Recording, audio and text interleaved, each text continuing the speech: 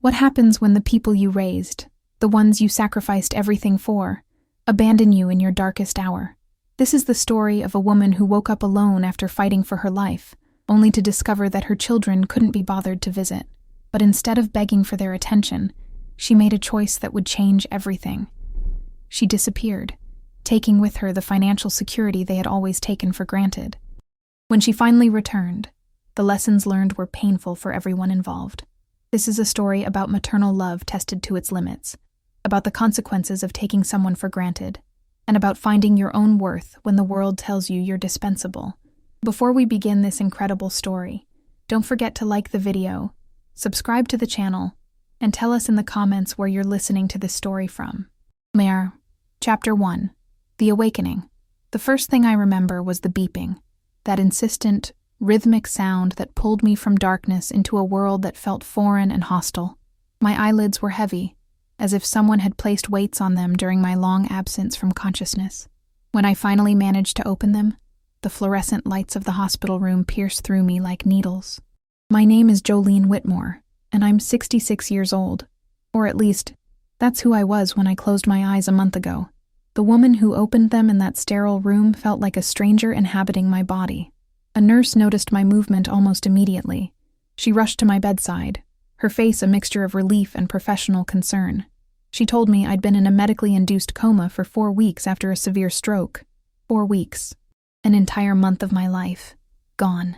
She explained that I'd been found unconscious in my home by Mrs. Calloway, my neighbor, who had grown concerned when she hadn't seen me for 2 days. Mrs. Calloway. The thought of her name brought tears to my eyes before I even understood why. The nurse adjusted my IV and asked if there was anyone I wanted her to call. The question hung in the air like a challenge. I opened my mouth to say yes, to rattle off the names of my 3 children, Jeremiah, Juliana, and Jonas, but something stopped me. A small, quiet voice in the back of my mind whispered a question I wasn't ready to answer. If they knew I was here, where were they? The nurse must have seen something in my expression because she looked away uncomfortably. She busied herself with checking my vitals, the silence between us growing heavier with each passing second. Finally, she cleared her throat.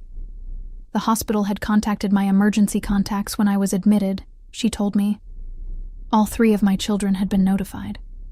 The words hit me like a physical blow. They knew.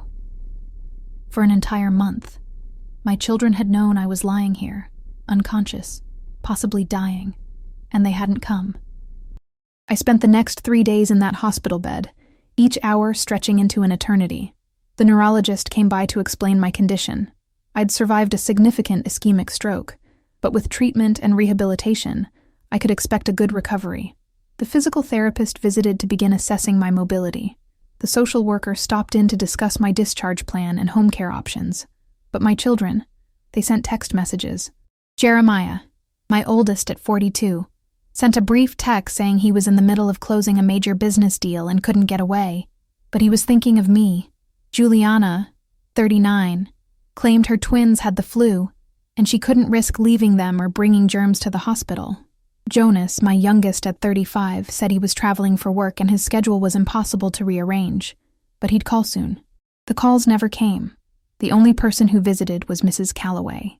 Dear Margaret Calloway, with her silver hair always neatly pinned and her cardigan pockets perpetually full of peppermint candies. She came every single day, sometimes twice, bringing me magazines she thought I might like and updating me on the neighborhood happenings as if I'd just been away on vacation. On her 4th visit, she sat in the uncomfortable vinyl chair beside my bed and took my hand in both of hers. Her skin was soft and papery, marked with age spots and years of gardening in the Georgia sun. "You're wondering about your kids," she said quietly. It wasn't a question. I tried to smile, to brush off her concern, but my face wouldn't cooperate. The tears came instead, hot and bitter, streaming down my cheeks in a way that made me feel both relieved and ashamed. Margaret didn't tell me it would be okay. She didn't make excuses for them or try to explain away their absence. She just held my hand and let me cry, occasionally reaching up to wipe my face with a tissue from the box on my bedside table. When I finally stopped, when the tears had dried up and left me feeling hollow and exhausted, she spoke again. "Jolene," she said, her voice firm despite its gentleness.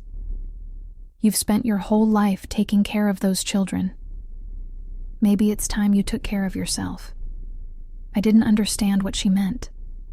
Not then. But her words planted a seed in my mind, something that would grow in the days to come into a decision that would change everything. That night, alone in my hospital room with only the beeping machines for company, I stared at the ceiling and thought about my life.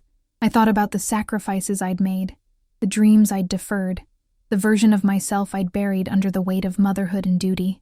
I thought about how I'd always believed that if you loved your children enough, if you gave them everything, they would love you back in the same measure. I'd been wrong. The realization didn't come as a dramatic revelation.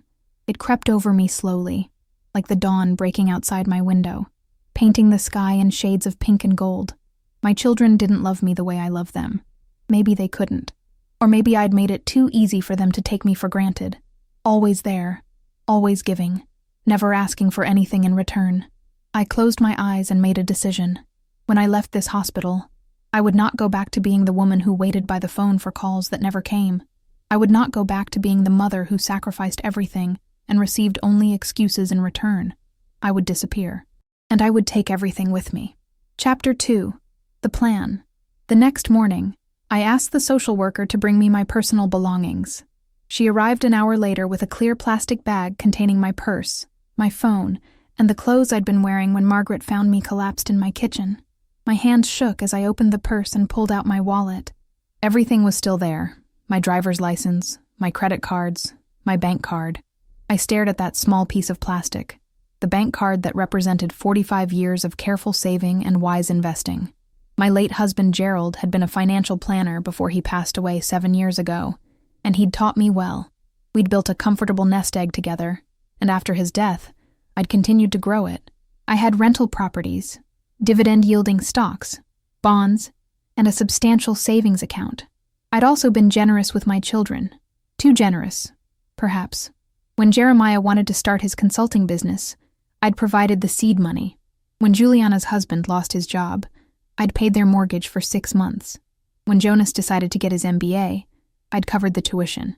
Over the years, I'd helped with down payments, car purchases, medical bills, and countless other expenses. I'd set up credit cards in my name that they could use for emergencies, though what constituted an emergency had become increasingly flexible. More than that, I'd made them authorized users on my primary accounts.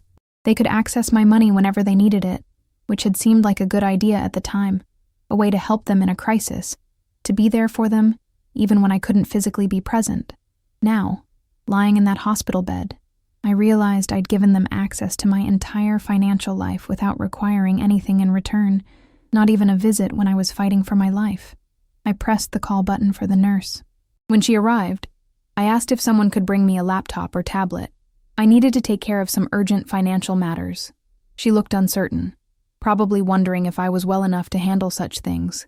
But eventually, she agreed to check with the doctor. Dr. Ramirez, my neurologist, stopped by during his afternoon rounds. He was a tall man with kind eyes and graying temples, the sort of doctor who actually listened when you spoke. I told him I needed to access my bank accounts and investment portfolios, that I had urgent financial business to attend to. He studied me carefully, asked me several questions to assess my mental clarity, and finally agreed that if I felt up to it, there was no medical reason I couldn't manage my affairs. The nurse brought me a tablet 2 hours later. My hands trembled as I logged into my bank's website, not from weakness, but from the enormity of what I was about to do. The checking account showed recent transactions. $3,000 withdrawn by Jeremiah last week, $1,500 charged by Juliana at a luxury furniture store, $800 spent by Jonas at some trendy restaurant in Manhattan. None of them had bothered to ask. They never asked anymore. I spent the next 6 hours methodically closing every door I'd left open for them. I removed all 3 of them as authorized users on every account. I canceled the credit cards they had access to. I changed passwords, security questions, and contact information. I called my financial advisor. Thankfully, Richard answered on the second ring and explained that I needed to make immediate changes to my portfolio management and that under no circumstances should any information be shared with my children. Richard was confused but professional. He'd known our family for decades. had helped Gerald and me plan our retirement, had watched my children grow up. I could hear the questions in his voice, but he didn't ask them. Instead, he scheduled a video call for the following day to discuss my plans in detail. That night, Margaret visited again. She brought soup from a diner near the hospital. Real chicken noodle soup, not the watery broth they served in the cafeteria. As I ate, I told her what I'd done. I expected shock, maybe even disapproval, but instead, she nodded slowly. "Good," she said simply. "It's about time." I asked her if I was being cruel, if I was overreacting. She set down her own cup of coffee and looked at me with an intensity I'd rarely seen in her gentle face. "Jolene," she said, "cruelty is letting someone unconscious lie alone in a hospital for a month. Cruelty is sending text messages instead of showing up. What you're doing isn't cruel. It's self-preservation." Her words gave me the strength to continue. Over the next 2 days, with Richard's help via video call, I restructured everything. I transferred the bulk of my liquid assets to new accounts at a different bank. I changed the beneficiaries on my life insurance policies and retirement accounts from my children to various charities I'd always admired. I updated my will, leaving each of them a symbolic $1, and the rest to organizations that helped abandoned elderly people. I also began planning my departure. I wasn't sure where I would go yet, but I knew I needed to leave Atlanta, to put distance between myself and the life that had failed me. I started researching small towns in different states, places where I could start over, where nobody knew me as Jeremiah's mother, or Juliana's mother, or Jonas's mother, places where I could just be Jolene. The discharge date approached faster than I expected. Dr. Ramirez was pleased with my recovery. The physical therapist said I'd made remarkable progress. My speech was clear, my cognitive functions were sharp, and while I still tired easily, I was mobile and independent. They scheduled follow-up appointments, gave me prescriptions, and arranged for a home health aide to check on me for the first 2 weeks. But I had no intention of going home. On my last night in the hospital, I couldn't sleep. I lay in the darkness, listening to the sounds of the night shift, distant conversations at the nurse's station, the squeak of wheels as someone pushed a cart down the hallway, the occasional beep of an alarm from another room.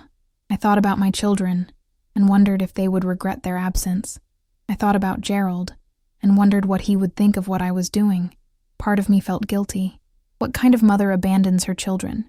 But then I reminded myself that they had abandoned me first. I'd spent 42 years putting them first, and when I needed them most, they couldn't even be bothered to sit in a hospital room with me. Margaret had said it best. This wasn't cruelty, it was self-preservation, and tomorrow, my new life would begin. Chapter 3. The Departure. The morning of my discharge dawned gray and overcast, typical for Atlanta in early autumn. I dressed slowly in the clothes Margaret had brought from my house. Comfortable jeans, a soft blue sweater, and sturdy walking shoes.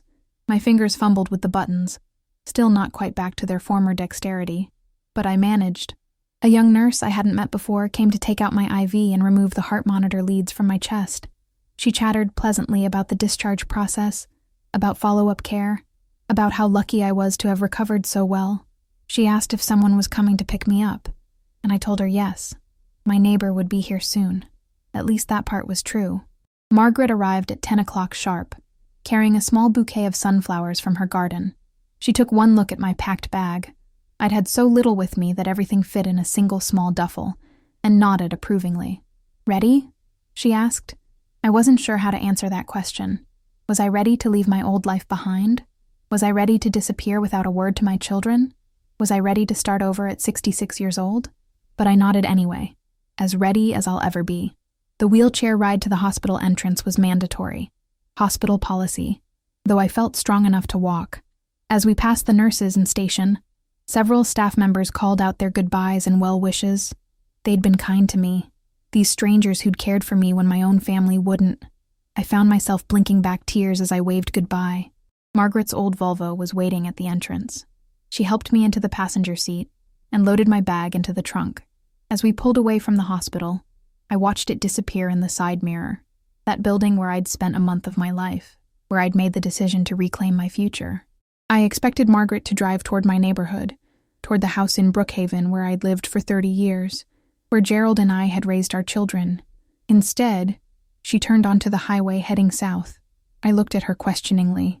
"Your house is being watched," she said matter-of-factly. "Juliana stopped by yesterday. She sat in her car for 20 minutes, then left. I think she was checking to see if you were home yet." My stomach tightened. Now they were interested. Now, when I had nothing left to give them. Margaret glanced at me, her expression sympathetic. "I packed a bag for you," she continued. "It's in the trunk. Clothes, toiletries, your medications, some personal items I thought you might want. I also brought your passport, birth certificate, and other important documents. They're in the manila envelope in the front pocket of the suitcase." I stared at her, overwhelmed by her thoughtfulness, by the fact that this woman, who was simply my neighbor, someone I'd exchanged pleasantries with over the fence and occasionally had coffee with, had done more for me in the past week than my own children had done in a month. "Margaret," I whispered, my voice breaking, "I don't know how to thank you." She reached over and squeezed my hand briefly before returning it to the steering wheel.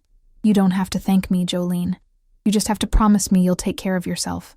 No more putting everyone else first. No more sacrificing yourself for people who don't appreciate it. I promised." We drove for another 30 minutes before pulling into the parking lot of a budget hotel near the airport. Margaret checked us in under her name, paying cash for 2 nights. The room was basic but clean, with 2 queen beds and a small table by the window that looked out over the parking lot. Once we were inside, Margaret pulled a laptop from her oversized purse and set it up on the table. "I have internet access," she said. "You should book your ticket now, before you change your mind." I sat down at the laptop, my heart pounding. This was it, the point of no return. I opened a browser and navigated to a travel website, my fingers hovering over the keyboard. Where should I go? The question wasn't really directed at Margaret, but she answered anyway. "Where have you always wanted to go?" I thought about that. Gerald and I had traveled a fair bit before he got sick. Europe, the Caribbean, even a cruise to Alaska. But those had been his choices, his destinations. I'd always gone along happily, content to be wherever he wanted to be. When had I last thought about where I wanted to go? "The coast," I said suddenly. "Somewhere quiet. Somewhere with an ocean." Margaret smiled. "Then book a ticket to the coast."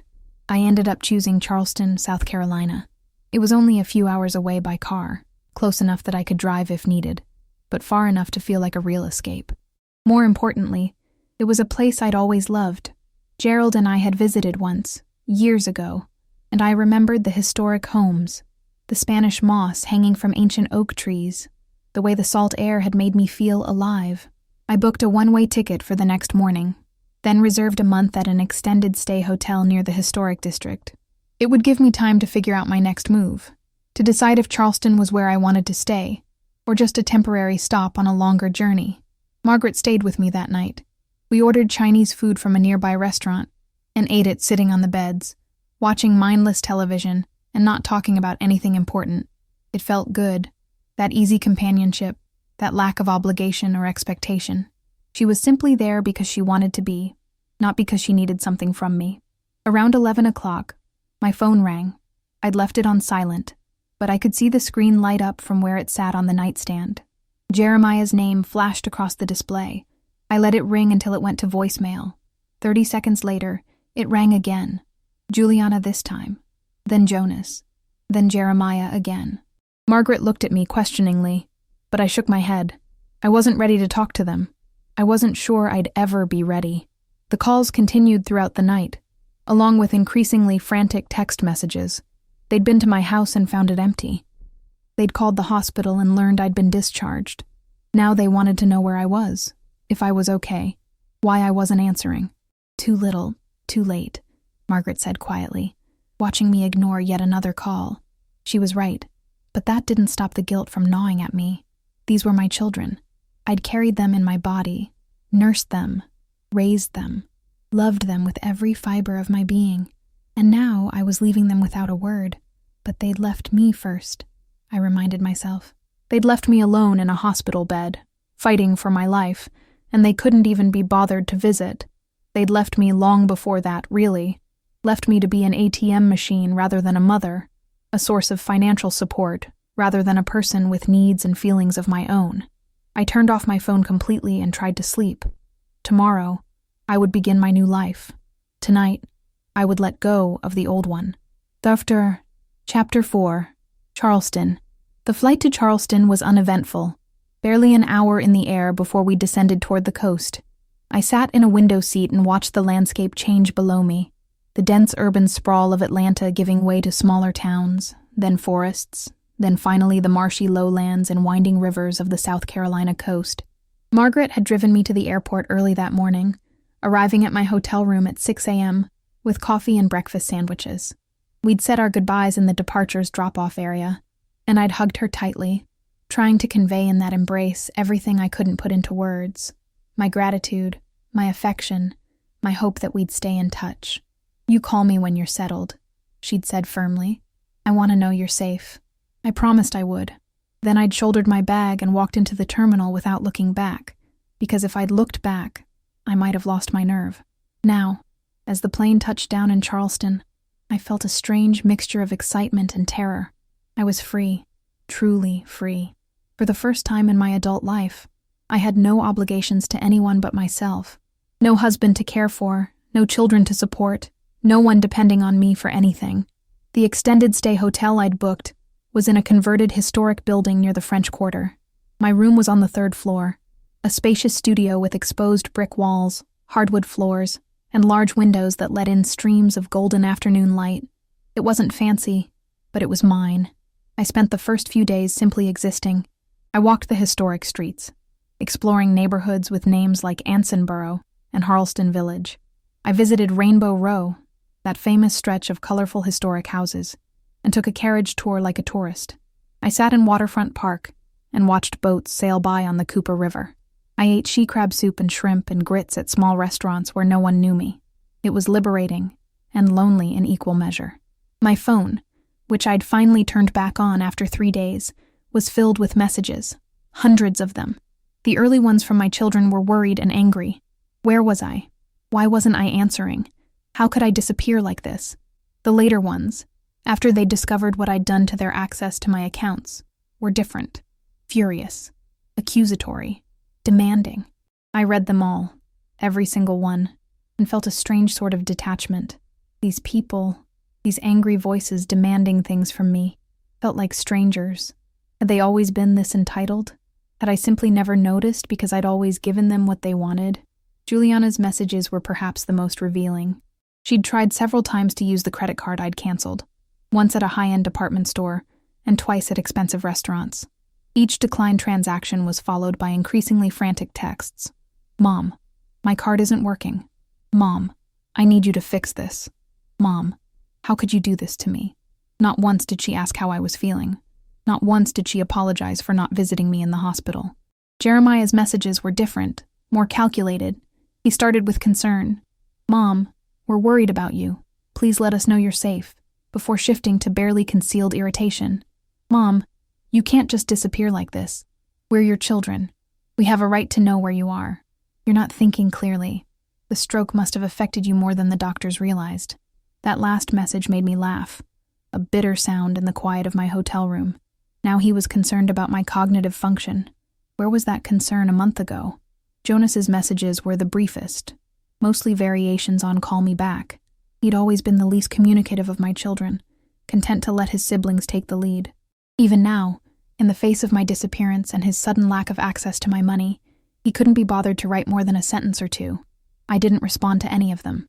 Instead, I called Richard, my financial advisor.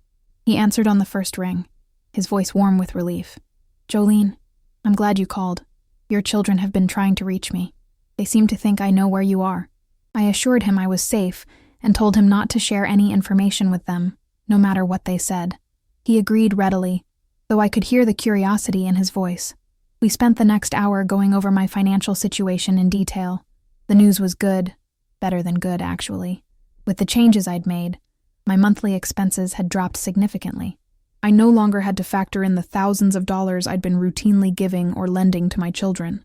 My rental properties were generating steady income. My investment portfolio, while conservative, was solid and provided reliable dividends. "You could live quite comfortably on this for the rest of your life," Richard told me, "especially if you're not supporting 3 other households." The comment was delivered neutrally, but I heard the unspoken question in it. I'd been supporting 3 other households, hadn't I? For years, I'd supplemented my adult children's incomes, covered their expenses, bailed them out of financial difficulties that probably could have been avoided with better planning on their parts. I'd thought I was being a good mother. Now I wondered if I'd been enabling them instead. After I hung up with Richard, I sat at the small desk in my hotel room and did something I'd been avoiding. I opened my laptop and logged into social media. I rarely posted anything myself, but I'd always kept accounts to stay connected with distant relatives and old friends, to see photos of my grandchildren.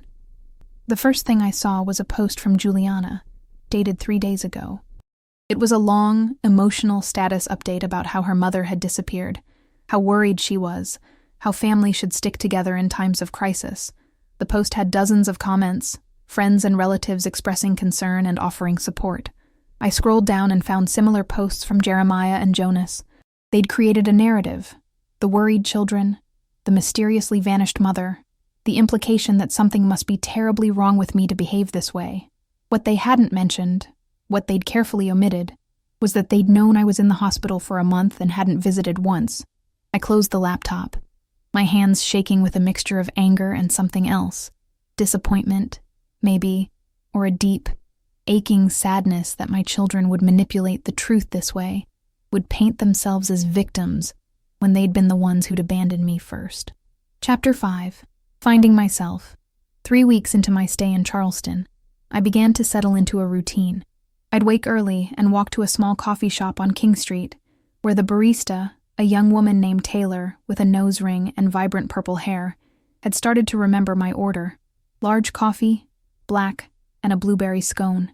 I'd sit at a table by the window and watch the city come alive, the shop owners opening their stores, the joggers passing by, the occasional horse-drawn carriage clip-clopping down the street. After coffee, I'd walk, miles and miles through the historic district, down to the Battery where I could watch the sunrise over Charleston Harbor, through the campus of the College of Charleston where students rushed to class with backpacks slung over their shoulders. The walking helped clear my mind and rebuild my strength. With each passing day, I felt a little bit stronger, a little more like myself, or perhaps like a new version of myself I was only just beginning to discover. One morning, as I was exploring a neighborhood I hadn't visited before, I passed a small art gallery tucked between an antique shop and a cafe. Something about it drew me in. Maybe the colorful seascapes displayed in the window, or maybe just the welcoming warmth of the light spilling onto the sidewalk. Inside, the gallery was quiet and intimate, the walls covered with paintings by local artists. I wandered slowly through the space, studying each piece, surprised by how much the art moved me. There was a series of watercolors depicting the marshlands at different times of day, the subtle shifts in light and color capturing something essential about the coastal landscape. Another wall featured abstract pieces in bold, vibrant colors that seemed to pulse with energy. "Can I help you find something?" I turned to find a woman about my age standing near the back of the gallery. She had silver hair cut short in a stylish bob, bright blue eyes, and an artist's smock covered in paint splatters. "I'm just looking," I said, suddenly self-conscious. "The paintings are beautiful." She smiled warmly. "Thank you. Most of them are mine, actually. I'm Violet Ashford. I own the gallery." We talked for over an hour.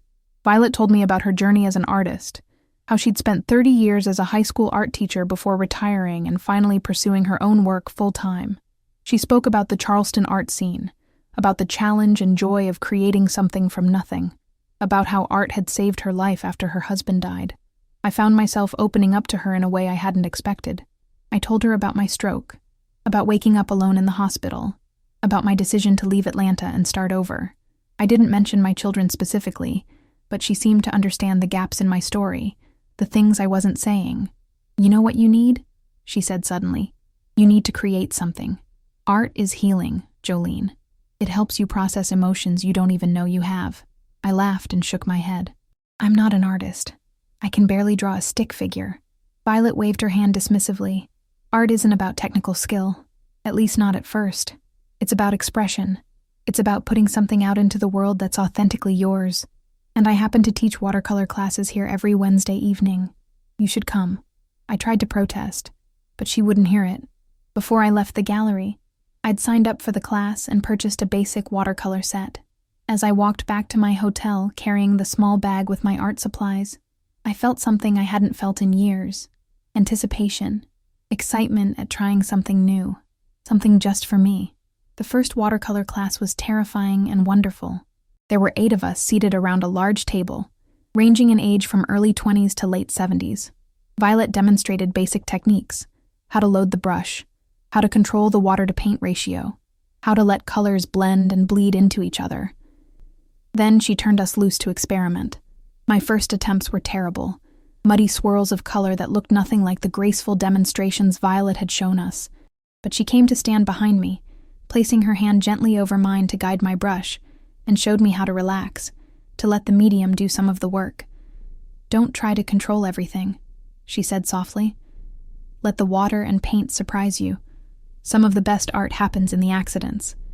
By the end of the 2-hour class, I'd created something that, while far from masterful, was mine. A simple seascape with a gradient blue sky and darker blue ocean, with white space left for foam on the waves. It was basic and flawed, but looking at it made me feel proud in a way I hadn't felt in years. After class, several of us went to a nearby wine bar. The group was friendly and welcoming, and I found myself laughing more than I had in months. There was Marcus, a retired doctor who'd taken up painting as a form of meditation; Sarah, a young graphic designer looking to work in traditional media; and Florence, a widow in her 70s who said she was tired of sitting at home alone and wanted to do something that made her feel alive. I understood that feeling completely.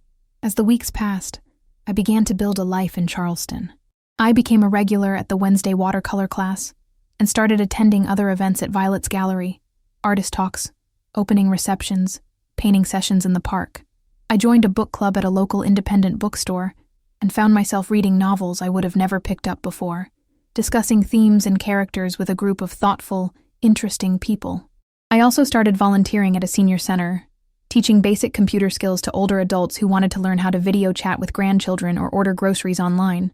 The irony wasn't lost on me. I was helping other people connect with their families while actively avoiding my own. But it felt good to be useful, to share knowledge, to help someone light up when they successfully sent their first email. My children continued to call and text, though less frequently now. The messages had shifted from anger to manipulation. They sent photos of my grandchildren with captions like, "Nana, the kids miss you so much." Juliana wrote long texts about how stressed she was, how much she needed her mother's support.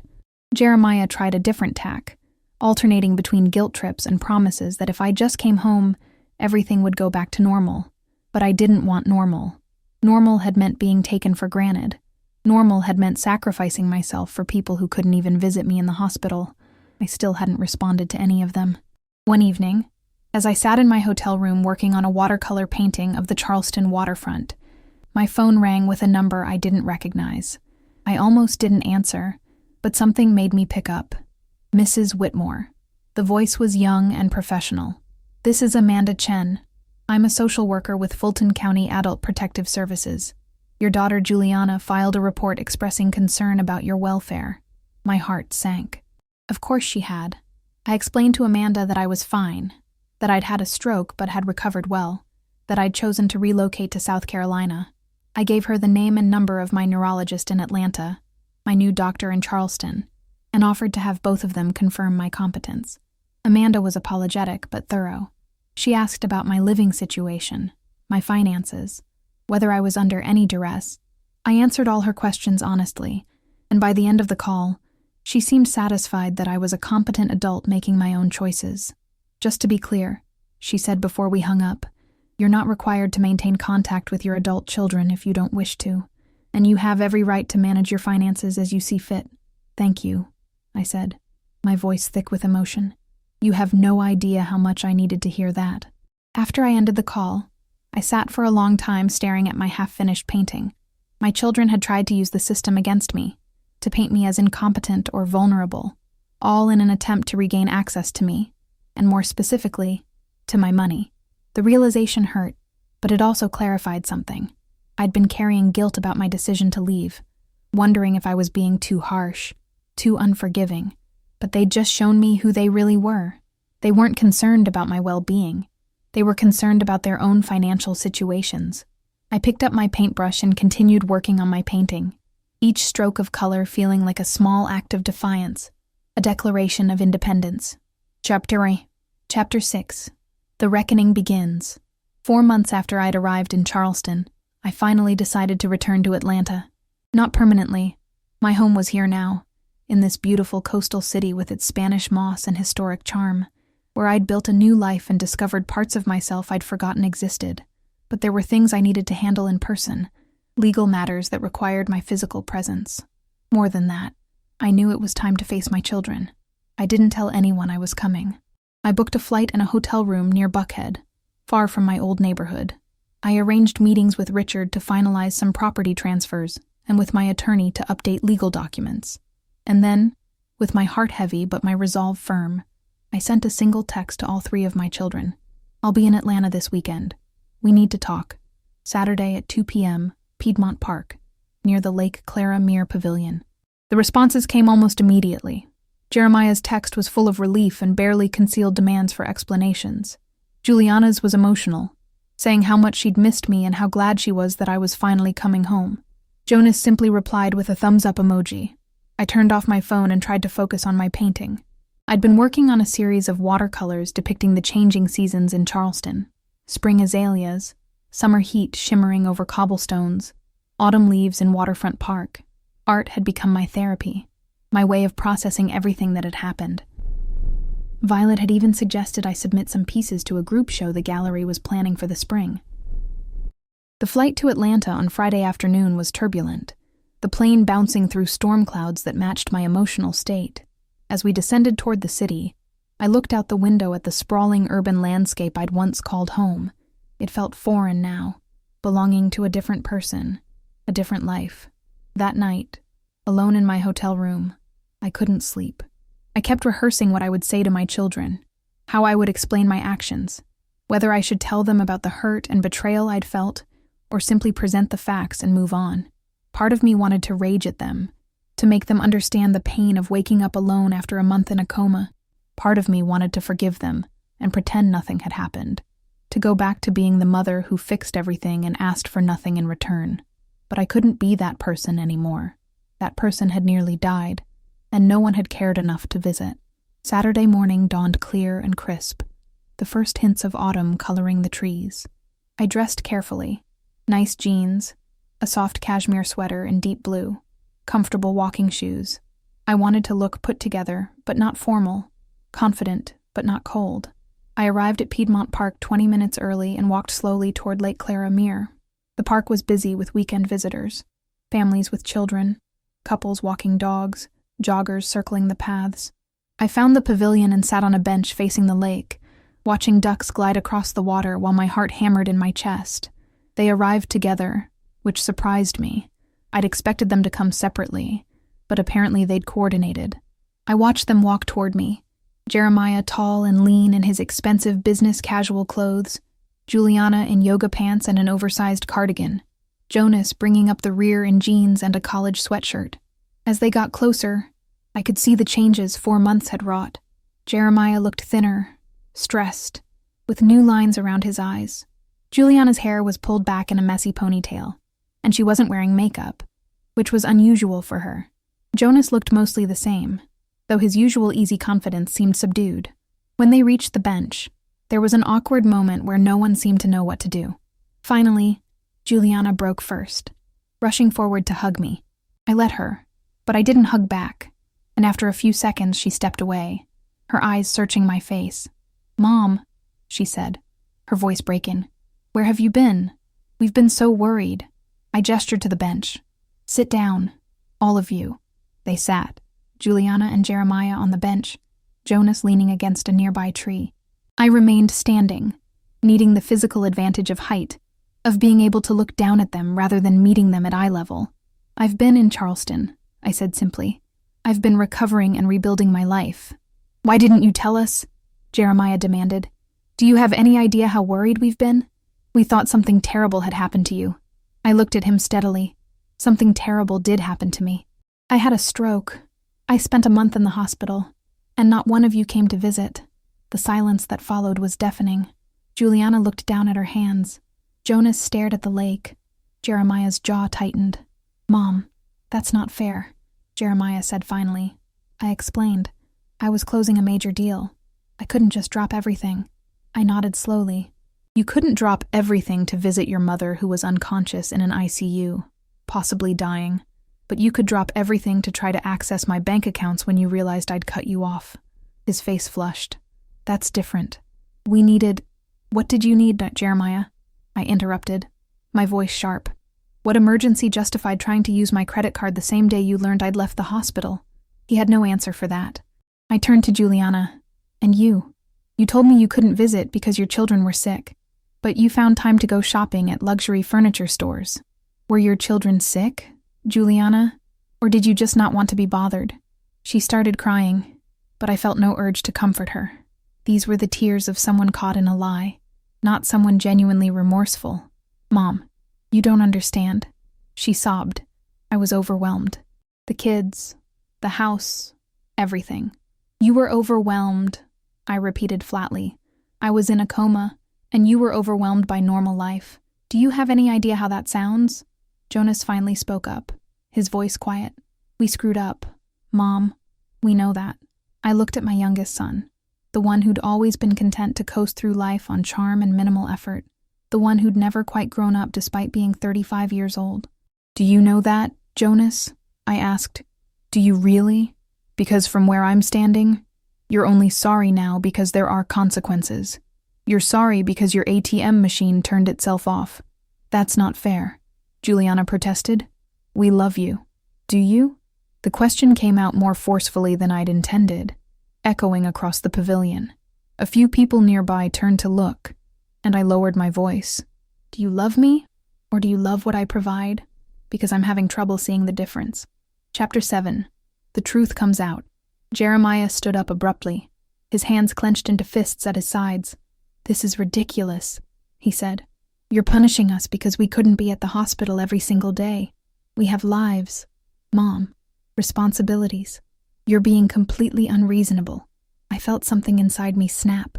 "Every single day," I repeated, my voice dangerously quiet. "Jeremiah, you didn't come once. Not one single time in an entire month. So don't stand there and act like I'm demanding too much by expecting at least one visit from my 3 children." He opened his mouth to argue, but I held up my hand to stop him. "Let me tell you what I learned while I was lying in that hospital bed," I continued. "I learned that Margaret Calloway, a woman who is simply my neighbor, someone I've never done anything special for, visited me every single day. She brought me magazines. She held my hand. She was there. A neighbor, Jeremiah, not my son, not my daughter, a neighbor." Juliana was crying harder now, mascara running down her cheeks even though she'd sworn she wasn't wearing any. "I'm sorry," she kept saying. "I'm so sorry, Mom." But I wasn't finished. I'd spent 4 months preparing for this moment, and I needed them to understand everything. "Do you know what else I learned?" I asked, looking at each of them in turn. "I learned that I spent the last 42 years making you the center of my universe, and somehow I became completely peripheral in yours. I learned that I gave and gave and gave, and you took and took and took, and none of us ever questioned whether that was healthy or sustainable." I took a breath, trying to control the tremor in my voice. "When your father died, you all came to the funeral. You cried. You told me you'd be there for me. Do you remember that? You promised I wouldn't have to face anything alone, and I believed you. I believed that we were a family, that we would take care of each other.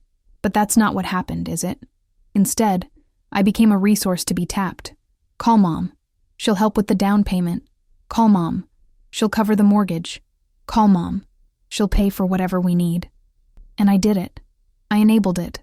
I thought I was being a good mother, but I was actually teaching you that I had no value beyond my bank account. "That's not true," Jonah said, pushing off from the tree. "We don't think of you that way, don't you?" I pulled out my phone and scrolled through some of the messages they'd sent over the past 4 months. "Would you like me to read these out loud? Because they tell a different story. Here's one from you, Jeremiah. Mom, you're being incredibly selfish. I have a business to run, and I was counting on that credit line. Not, Mom, are you okay? Not, Mom, I'm sorry I didn't visit. Just anger that I took away your access to my money." His face went red, but he didn't deny it. "And Juliana, you sent me 37 messages in 1 week, and do you know how many of them asked about my health?" I waited, letting the question hang in the air. Three out of 37. The rest were about money, about the credit card not working, about how you couldn't afford this or that. She looked away, unable to meet my eyes. I sat down on the bench, suddenly exhausted. The truth was, I wasn't just angry at them. I was angry at myself for letting it get to this point, for raising children who valued me so little, for teaching them that my love came with unlimited financial support and no expectations in return. "Your father and I worked hard," I said quietly. "We saved and invested and planned so we could have a comfortable retirement. And after he died, I continued that plan. But somewhere along the way, I lost sight of my own needs. I became so focused on helping you that I forgot to take care of myself."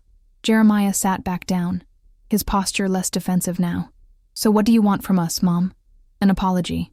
"Fine. I'm sorry. We're all sorry." "Can we move past this now?" I looked at him, this man who looked so much like his father, but had somehow missed inheriting Gerald's compassion and selflessness. "It's not that simple, Jeremiah. An apology doesn't undo the fact that you abandoned me when I needed you most. And I'm not sure you even understand why that hurt so much." "Then explain it to us," Juliana said, wiping her eyes. "Help us understand." I thought about how to put it into words, how to make them see what they'd done from my perspective.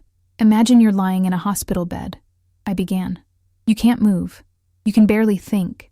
You're not sure if you're going to survive, if you're going to have permanent brain damage, if you'll ever be able to walk or talk or take care of yourself again. And in that darkness, that terrifying uncertainty, you wait for your children to come. You tell yourself they're busy, they'll come tomorrow, they just need time to rearrange their schedules." I paused, remembering those endless days of waiting. But they don't come. Days turn into weeks. Weeks turn into a month. And you realize that the people you love most in the world, the people you sacrificed everything for, can't be bothered to sit with you for even an hour. What does that tell you about your worth to them? The silence that followed was heavy with things unsaid. A group of teenagers walked past, laughing about something, their joy jarring against the tension of our conversation. "We should have been there," Jonas said finally. "You're right. We should have visited. We messed up." It was the most honest thing any of them had said, and I felt something in my chest loosen slightly. "Yes," I said simply. "You should have been there. And the fact that you weren't tells me something important. Either I failed as a mother to raise children who value family relationships, or you've become so entitled that you can't see beyond your own needs. Probably both." Jeremiah looked like he wanted to argue, but for once he kept quiet. "I need you to understand something," I continued. "I'm not coming back to Atlanta. I have a life in Charleston now. A good life. I have friends. I'm taking art classes. I volunteer. I wake up every morning feeling purposeful and valued, and none of that requires me to be your ATM machine." "So that's it?" Juliana asked, her voice small. "You're just cutting us out of your life?" I shook my head. "I'm not cutting you out, but I'm also not going back to how things were. If you want a relationship with me, it needs to be a real one. Not one based on financial transactions. Not one where you only call when you need something." "What does that mean practically?" Jeremiah asked, ever the pragmatist. "It means I'm not financing your businesses or your mortgages or your lifestyles anymore. It means if you want to talk to me, it needs to be because you actually care about me as a person, not as a resource. It means you need to show up, not just when it's convenient, but when it matters. And if we can't do that," Jonas asked. I met his eyes steadily. "Then I guess we don't have much of a relationship, do we?" Chapter 8, Facing Consequences. The rest of our conversation in Piedmont Park was stilted and uncomfortable. We talked in circles for another hour, my children alternating between defensive anger and guilty apologies, me standing firm in my boundaries even as part of me wanted to cave, to make everything okay, to go back to being the mother who fixed all their problems. But I didn't cave. I couldn't. Because going back to that version of myself would mean accepting that I had no value beyond what I could provide financially, and I'd spent 4 months in Charleston learning that wasn't true. Before we parted ways, Jeremiah asked if we could at least have dinner together that evening. I agreed, mostly because I could see he was trying, even if his efforts were clumsy and self-serving. We chose a restaurant in Midtown, neutral territory, and agreed to meet at 7. As I watched them walk away, Jeremiah with his phone already pressed to his ear, Juliana and Jonas talking in hushed tones, I felt an odd mixture of relief and sadness. Relief that I'd finally said what needed to be said, sadness that our relationship had deteriorated to this point, that we needed such formal meetings and careful boundaries just to communicate. I spent the afternoon walking through my old neighborhood, past the house where Gerald and I had raised our children, where we'd celebrated birthdays and holidays, where we'd lived a life that had seemed so full and meaningful at the time. Someone else lived there now. I'd sold it 2 months ago through a real estate agent, never setting foot inside again. The new owners had painted the shutters a different color, and there was a swing set in the backyard that hadn't been there before. It looked happy, lived in, loved. I felt no regret about selling it. Dinner that evening was awkward, but less confrontational than our afternoon meeting. We talked about surface things at first. Jeremiah's business, Juliana's children, Jonas's job.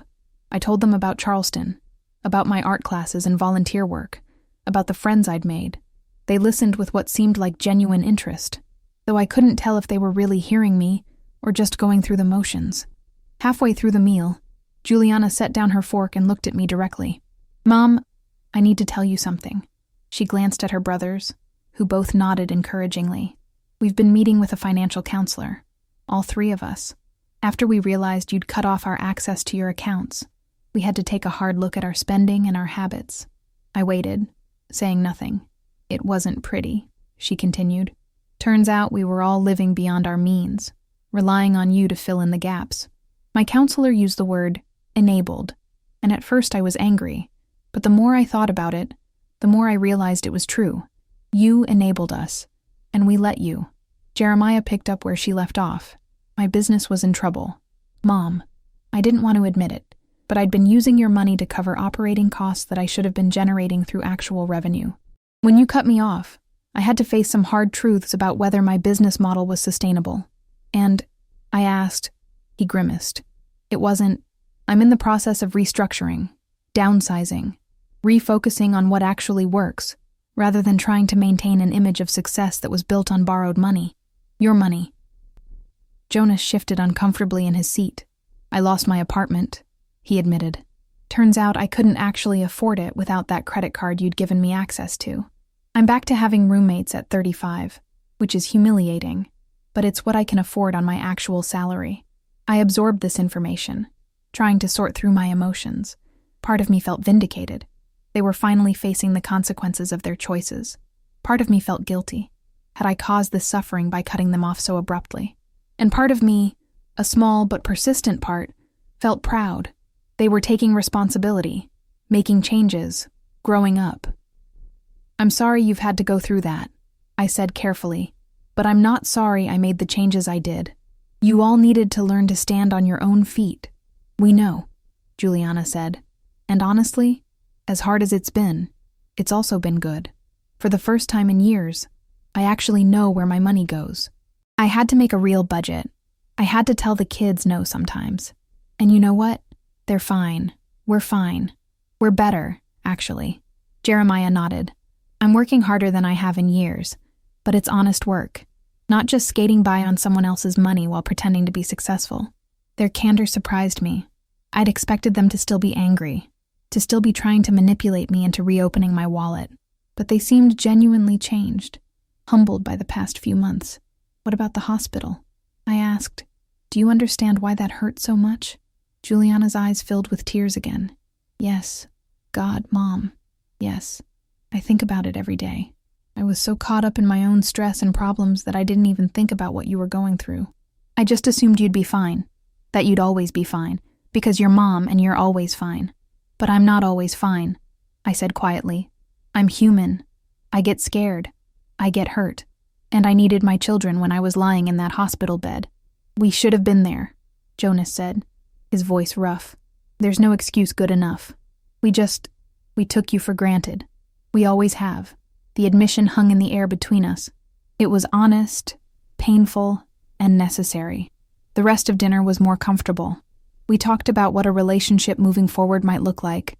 Regular phone calls that weren't about money, maybe visits a few times a year, boundaries that protected both my independence and the possibility of rebuilding trust. I didn't promise anything, and neither did they.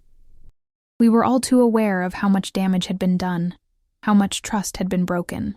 But for the first time in months, I felt a small glimmer of hope that maybe, eventually, we could find our way back to something resembling a healthy family dynamic. As we left the restaurant, Jeremiah asked if they could see my grandchildren the next day before I flew back to Charleston. I hesitated, then agreed. The children were innocent in all of this, and I'd missed them terribly. That night, back in my hotel room, I called Margaret. She answered on the second ring, her voice warm with pleasure at hearing from me. "How did it go?" she asked. I told her everything. The confrontation in the park, the difficult truths, the dinner conversation. She listened without interrupting, letting me process out loud. When I finished, she was quiet for a moment. Then, "I'm proud of you, Jolene. It takes courage to hold firm on boundaries with people you love. I don't know if I did the right thing," I admitted. "Part of me still wants to fix everything for them." "That's because you're a good mother," Margaret said. "But being a good mother doesn't mean sacrificing yourself completely. It means teaching your children to be strong, independent, capable adults. Sometimes the most loving thing you can do is let them struggle." Her words settled over me like a warm blanket. She was right. I knew she was right, but it was still hard. "Are you coming back to Charleston?" she asked. "Yes," I said without hesitation. "I'm coming home, because that's what Charleston was now, home. Not the house I'd sold in Atlanta, not the life I'd left behind, but the small studio apartment with exposed brick walls, the art gallery where I took classes, the coffee shop where Taylor knew my order, the city that had given me space to discover who I was beyond being someone's mother or someone's wife." February. Chapter 9.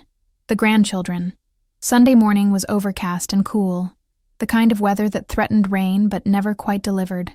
Juliana had arranged for me to meet her at a park near her house in Decatur, bringing the twins, Harper and Hudson, 8 years old and full of energy. I arrived early and sat on a bench watching other families at the playground. Children shrieked with joy on the swings. Parents chatted while keeping one eye on their offspring. Dogs strained at leashes, eager to chase squirrels. It was a scene of ordinary suburban life, the kind I'd been part of for so many years. When Juliana arrived with the twins, I felt my heart contract. They'd grown so much in 4 months. Harper was taller, her blonde hair longer, and Hudson had lost another tooth. They spotted me and ran over, throwing themselves into my arms with the unself-conscious affection of children who haven't yet learned to hold back. "Nana," Harper squealed. "Where have you been? Mom said you were on a long vacation." I hugged them tightly, breathing in their little kid's smell of shampoo and playground dirt. "I was in Charleston," I told them. "It's a beautiful city by the ocean." "Did you see dolphins?" Hudson asked, his eyes wide. "I did, actually. I'd taken a harbor cruise one afternoon and watched dolphins play in the wake of the boat, their sleek bodies arcing through the water. The twins wanted to hear all about Charleston, so we walked to the playground and I pushed them on the swings while telling them stories about the city. The horse-drawn carriages, the rainbow-colored houses, the alligators in the marshes. They listened with rapt attention, occasionally interrupting with questions. Juliana stood nearby, watching us with an expression I couldn't quite read. After a while, the twins ran off to play on the climbing structure, and she came to sit beside me on the bench. "They've missed you," she said quietly. "They keep asking when Nana's coming back." I watched Harper help Hudson reach a higher rung on the climbing wall. "I've missed them too." Juliana was quiet for a moment. Then, "Mom, I need you to know something. I've been thinking a lot about how I grew up, about the example you set for me about motherhood." I turned to look at her, uncertain where this was going. "You sacrificed everything for us," she continued. "You put us first always. Gave up your own dreams and goals. Made yourself small so we could be big. And I thought that was what good mothers did. So I've been doing the same thing with Harper and Hudson. But," I prompted, sensing there was more. "But I was also resentful," she admitted. Resentful that motherhood meant I had to disappear, that I had to give up everything that made me myself. And I think I was angry at you for showing me that model, for making me think that was the only way to be a good mom. Her honesty took my breath away. I'd never thought about it that way. Never considered that my self-sacrifice might have been teaching my daughter the wrong lessons. I didn't know I was doing that, I said softly. I thought I was showing you how much I loved you. I know you did. And you did love us. You love us. But love doesn't have to mean martyrdom. She looked at her children, still playing happily on the climbing structure. I'm trying to do it differently with them. To be present without disappearing.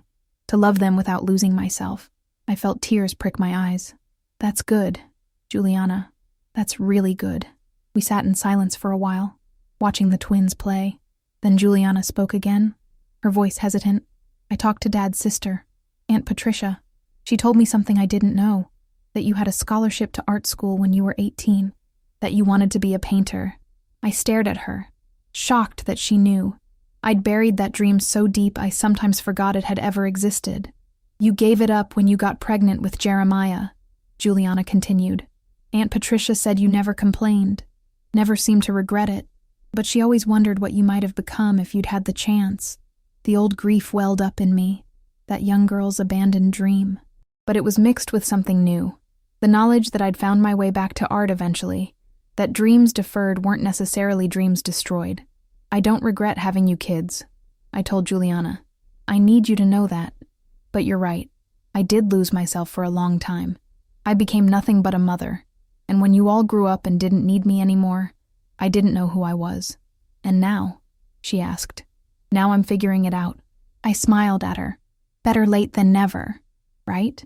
She smiled back, and for the first time in months, I saw my daughter, not the entitled woman who'd taken me for granted, but the little girl who used to bring me dandelions from the yard and declare them the most beautiful flowers in the world. Jeremiah arrived about an hour later with his 2 children, Madeline, 12, and Christopher, 10. They were more reserved than the twins, approaching me cautiously, unsure how to act after my long absence. But after a few minutes of awkward conversation, Christopher asked if I wanted to play basketball with them, and we spent the next hour taking turns shooting baskets at the park's court. Jeremiah pulled me aside while the kids played. I've been doing a lot of thinking, he said, about Dad, about what he would think of how I've treated you, and he'd be disappointed in me. Dad always said family was the most important thing, that everything else was just details, and I let the details take over. I prioritized deals and money and success over the people who actually mattered. I could hear Gerald in those words, his steady voice reminding Jeremiah what really counted in life. Your father would be proud that you're recognizing that now, I told him. It's never too late to change course. Jonas arrived last, alone. He didn't have children yet, had never even come close to settling down. He joined us at the basketball court, and we all played together, 3 generations spanning 60 years, laughing and trash-talking and just being a family. It wasn't perfect. The hurt was still too fresh, the trust too damaged, but it was a start. As the afternoon wore on and the sky began to darken, we migrated to a pavilion where Juliana had packed sandwiches and snacks. The children chattered about school and friends and video games while we adults listened and occasionally contributed. It felt almost normal, almost like the family gatherings we'd had before everything fell apart. Before I left, Harper came up and hugged me tightly around the waist. Are you coming back, Nana? She asked, her voice small and worried. I knelt down so I was at her eye level. I'll come visit, I promised. And you can come visit me in Charleston, maybe during summer vacation. Her face lit up. Really? Can we? Mom. Juliana nodded. We'll work it out. As I drove away from the park, watching them all wave goodbye in my rearview mirror, I felt the complexity of human relationships in a way I never had before. Love isn't simple. Family isn't simple. We hurt each other. We disappoint each other. We take each other for granted. But sometimes, if we're lucky and willing to do the hard work, we can also forgive each other and start rebuilding.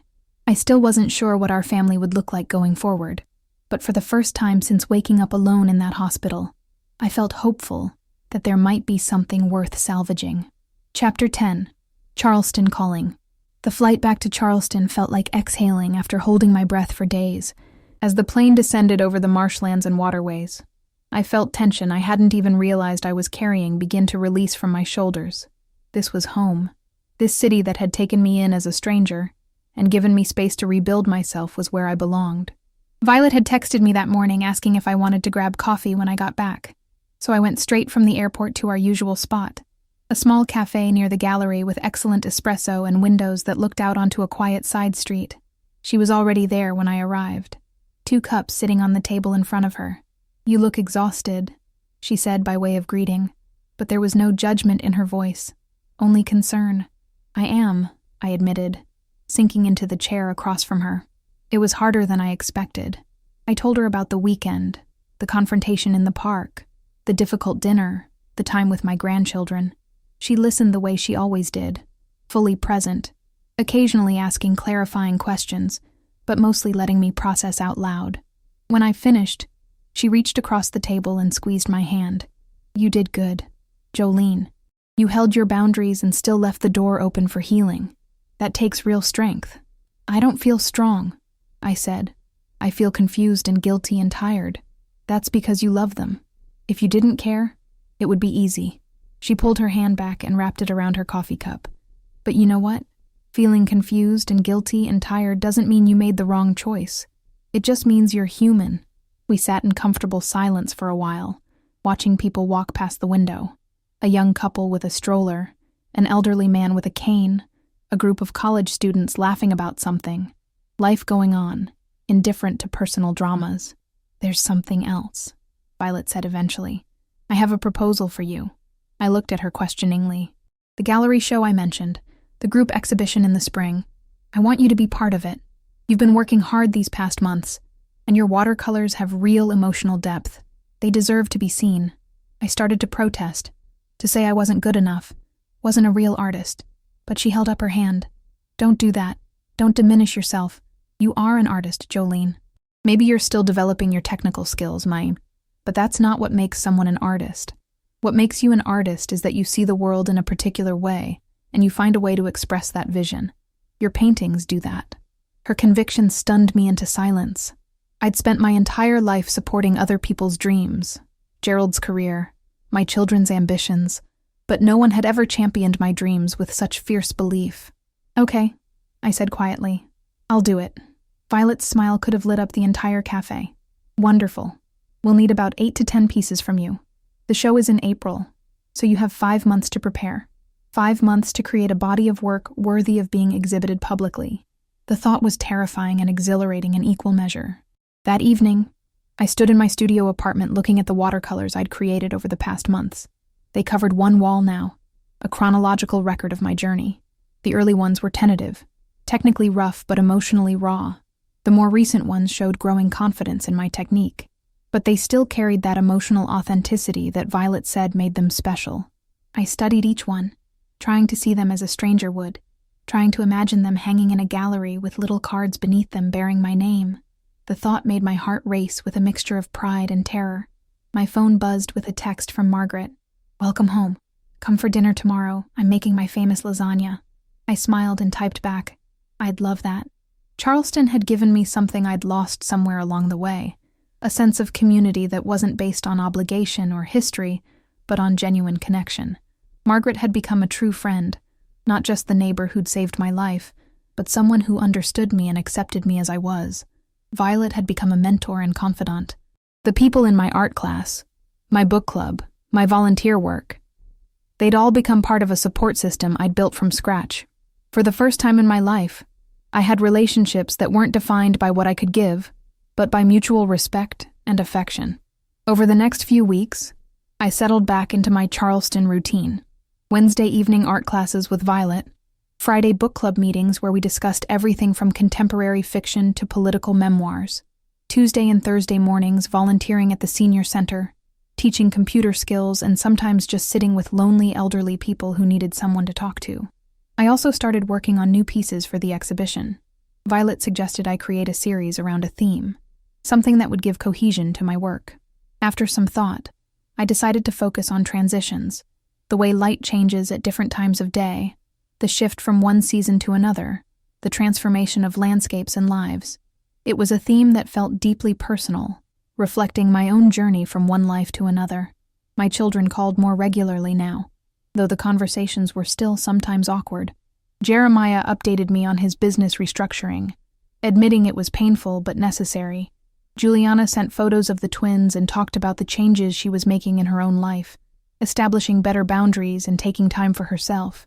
Jonas was quieter but present, occasionally calling just to chat about nothing in particular, which felt like its own kind of progress.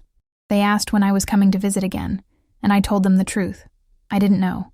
Maybe for the holidays, maybe not.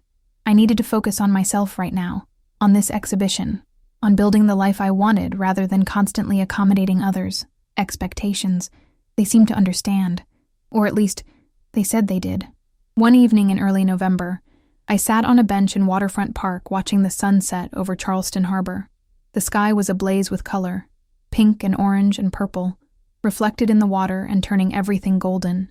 Tourists and locals alike had paused to watch, phones raised to capture the moment, though photographs never quite captured the full majesty of a Charleston sunset. I thought about the woman I'd been 7 months ago, lying unconscious in a hospital bed, abandoned by the people she loved most.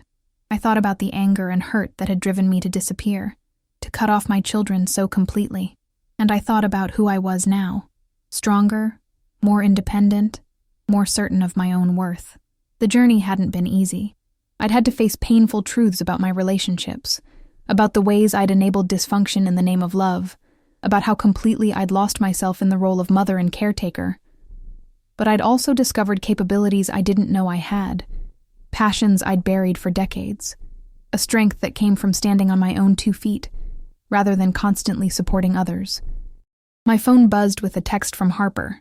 "I drew you a picture, Nana. Mom says she'll send it to you." A moment later, a photo came through, a child's drawing of me standing in front of a rainbow-colored house, clearly meant to be Charleston's Rainbow Row. She'd drawn me holding a paintbrush, a smile on my face. At the bottom, in careful second-grade handwriting, "I love you, Nana. Come home soon." But I was home. Finally, truly home.